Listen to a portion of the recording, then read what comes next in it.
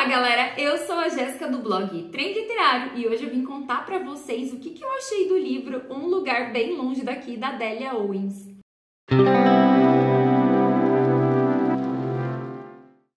Bom, gente, esse livro aqui eu fiz geralmente o contrário do que eu costumo fazer. Eu fui primeiro na estreia desse ano do filme. Eu até falei isso em alguns vlogs aí bem pra trás, que eu fui na estreia do filme, eu me apaixonei pela história e vim correndo ler esse livro aqui. Esse livro aqui ele entrou para um dos favoritos da Reese Witherspoon. Para quem não sabe, ela tem um clube literário, né, chamado Morning Sunshine. Hello Sunshine ou Morning Sunshine, agora eu fiquei na dúvida do nome dela, vou deixar aqui em cima, do clube de leitura deles. E ela se tornou diretora, tá, gente? Então agora, além de ser atriz, ela também é diretora de cinema. E foi ela que fez a direção desse filme. Então, bem provavelmente ficou muito fiel à história. É claro que são artes diferentes, é claro que não dá pra contar todos os detalhes no filme, porque senão seriam horas a fim, né, de gravação.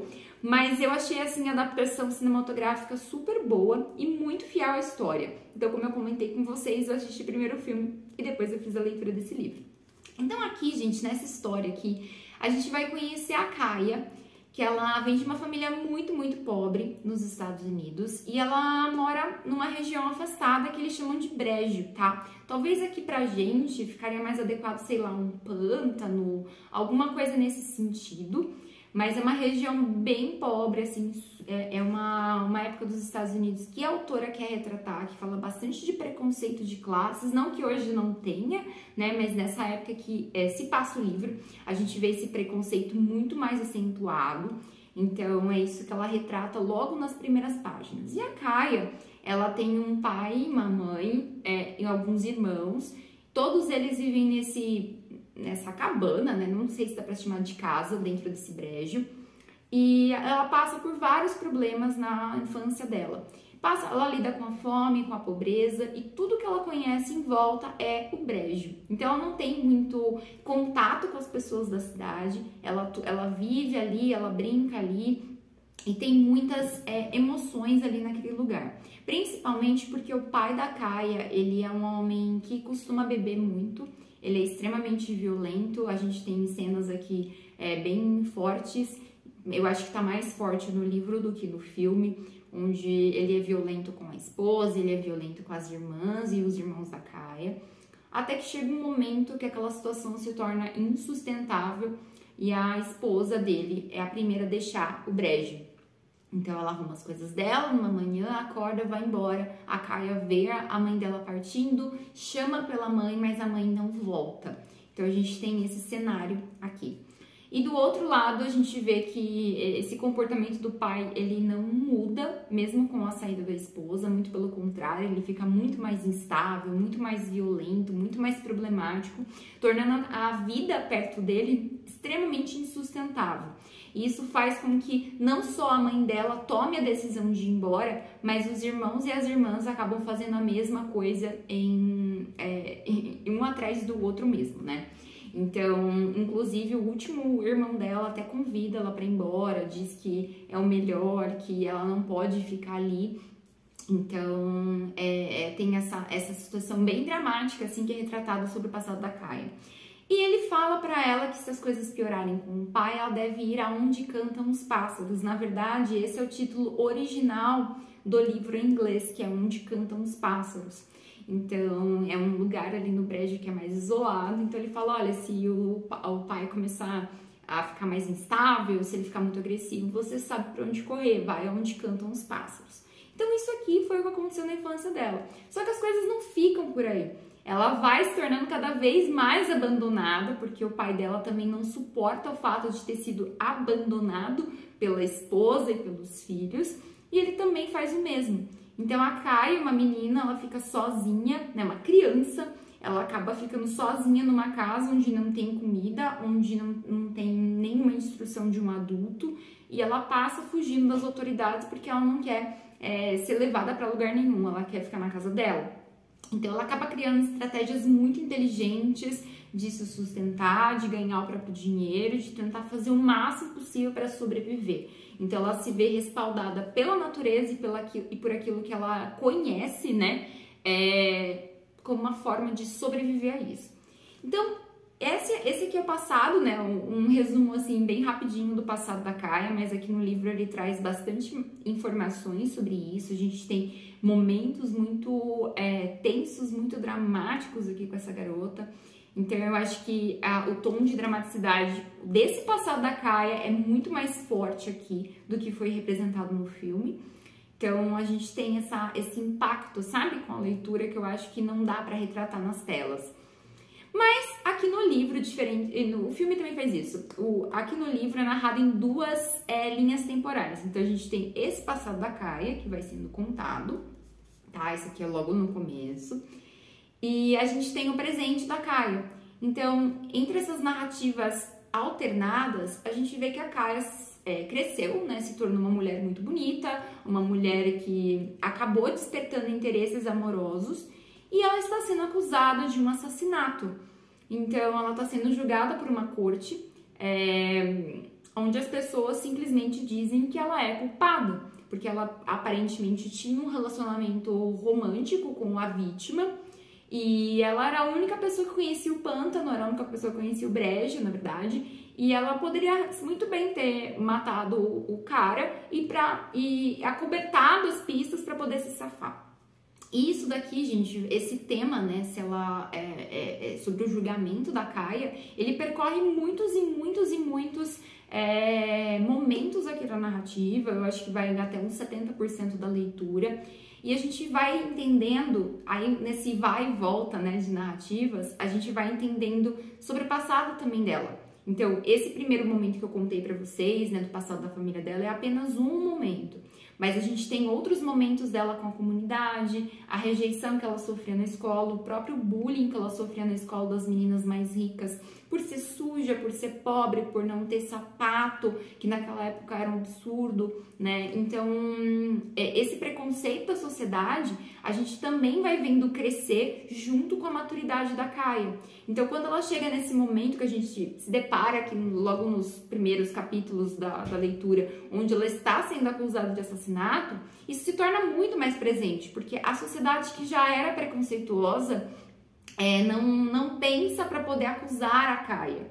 Só que ao mesmo tempo, a autora ela cria uma narrativa tão intrigante que a gente não sabe se a Kaia ela é culpada ou se a Kaia é inocente. Então eu acho que essa é uma das maiores sacadas do livro, porque à medida que a gente entende que ela sofre muitos preconceitos, que a sociedade ela julga, os policiais aqui no julgamento, eles também apresentam evidências de que a Kaia teria esse relacionamento romântico, que ela teria facilidade de acessar o brejo, que ela teria facilidade de matar, e ao mesmo tempo a gente também tem um álibi da Kaia que é muito bom, que é muito assim improvável que ela estivesse nesse lugar.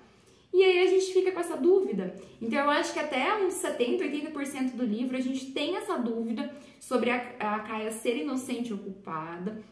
É claro que a gente tem o veredito do juiz e tudo mais, e enfim, muitas coisas acontecem aqui, muitas coisas são reveladas também, aparecem outros personagens aqui que são importantes para a revelação desse mistério envolvendo a Kaia, mas eu acho que o grande final, assim, o plot twist vem mesmo nas últimas páginas, nas últimas cenas do livro, que a gente tem uma revelação muito importante sobre o que aconteceu de verdade, né, que não necessariamente talvez seja a decisão do juiz, ou se for, tem algumas explicações ali ainda em aberto, mas a gente tem, assim, é uma revelação muito impactante que a autora coloca aqui, e eu acho que faz todo sentido para a história, mas além da história de suspense, que vocês já sabem que é o meu gênero favorito, eu acho que um dos grandes questionamentos aqui é essa questão social que a autora ela trabalha muito bem, tá, gente? Então, ela retrata esse preconceito, assim, sem filtros nenhum.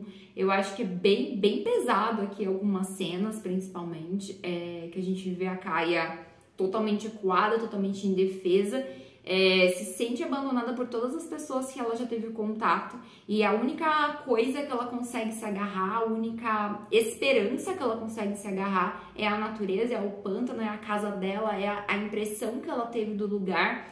Então, isso traz muitas reflexões. Eu fiz várias marcações ao longo desse livro, porque tem muitos trechos que a autora, ela fala mesmo sem preconceitos sociais, assim, sem nenhum tipo de filtro, sabe? Então eu acho que isso é muito fundamental na leitura, mesmo sendo um livro de ficção.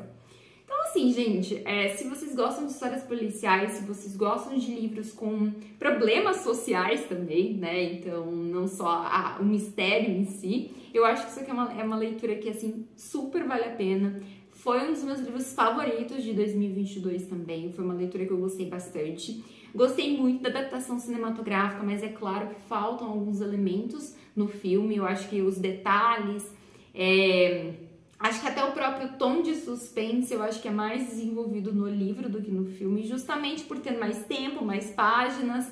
Então, eu acho que tem tudo isso para se levar em consideração, mas é uma das leituras, assim, que eu acho que valeu muito a pena, fez muita coisa por mim, sabe? Eu pensei muito sobre essa história, eu fiquei com esses personagens por muito tempo, assim. Eu até tive uma ressaca literária depois que eu li esse livro, porque eu não conseguia encontrar um outro livro que preenchesse as informações que eu tive nesse livro aqui.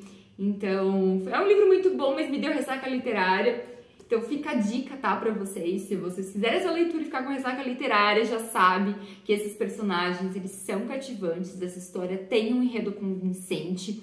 Então assim, gente, a minha recomendação é fazer a leitura primeiro e depois assistir o filme, embora eu tenha feito o contrário. Então eu não quis esperar a estreia passar pra poder ler o livro. Mas é uma leitura que eu me surpreendi muito, tá, gente? Eu não conhecia essa autora e eu acho que depois, aqui no finalzinho do livro, tem um pouco da biografia dela. Eu acho que muita coisa que ela viveu, né, pessoalmente, ela representou na Kaia. Então, vocês vão entender ao longo da leitura o que eu tô dizendo, mas eu acho que ela até trouxe, não o livro inteiro, mas em alguns pontos da narrativa, eu acho que eu consigo perceber um tom autobiográfico da autora. Eu acho que esse é o termo correto. Ela expôs muita coisa que ela viveu ou que tenha vivido, porque eu acho que ela deve ter vivido algumas coisas aqui, e representou isso na Kaia. Então, é isso, tá, gente? Essa foi a leitura de hoje, essa foi a resenha de hoje. Eu espero muito que vocês tenham gostado. Se gostou desse vídeo, já sabe, deixa seu like, inscreva-se no canal e compartilhe em todas as suas redes sociais, porque assim vocês também me ajudam na divulgação do meu trabalho. Se é novo por aqui, não se esqueça de se inscrever, de deixar o seu joinha, também para me ajudar aí a continuar falando de livros por mais tempo aqui na internet, porque eu sei que tem muita gente que assiste os meus vídeos, mas não se inscreve, não deixa o like, não deixa o comentário, e isso é muito importante para o criador de conteúdo. Então a gente se vê aí no próximo vídeo ou no próximo vlog.